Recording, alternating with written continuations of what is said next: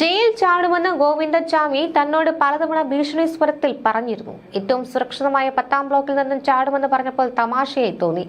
Jail ചാടി വന്നാൽ തന്റെ കുടുംബാംഗങ്ങളെ ബലാത്സംഗം ചെയ്യുമെന്ന് ഭീഷണിപ്പെടുത്തിയിരുന്നതായി കണ്ണൂർ സെൻട്രൽ ജയിൽ മുൻ സീനിയർ അസിസ്റ്റന്റ് പ്രിസൺ ഓഫീസറുടെ വെളിപ്പെടുത്തൽ.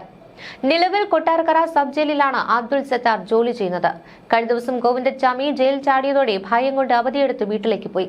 കണ്ണൂർ സെൻട്രൽ ജയിലിനകത്തെ ജയിലിലാണ് ഗോവിന്ദച്ചാമിയെ താമസിപ്പിക്കുന്നത്.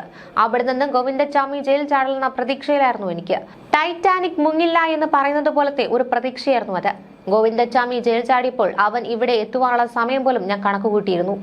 ജയിൽ നിയമം അനുസരിക്കുന്ന കാര്യങ്ങളിലൊന്നും താല്പര്യമുണ്ടായിരുന്ന ആളല്ല ഗോവിന്ദച്ചാമി. ഇയാൾ സൈക്കോയാണ്. പലപ്പോഴും നിർബന്ധിതമായി ജയിൽ നിയമങ്ങൾ അനുസരിപ്പിക്കേണ്ടി വന്നിട്ടുണ്ട്.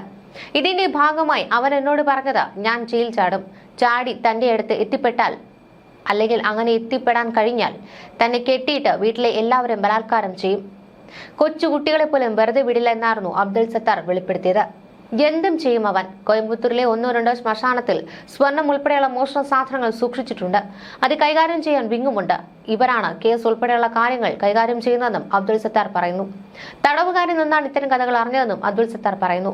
പക്ക ക്രിമിനലാണ് ഗോവിന്ദച്ചാമി. ഗോവിന്ദച്ചാമിയെ വധശിക്ഷയ്ക്ക് വിധിച്ചുവെങ്കിൽ സന്തോഷിച്ചേനെ. ആരാച്ചാർ ഇല്ല എങ്കിൽ താൻ തയ്യാറായനെ. സൗമ്യ നമ്മുടെ സഹോദരിയാണെന്നും അബ്ദുൾ സത്താർ പറയുന്നു.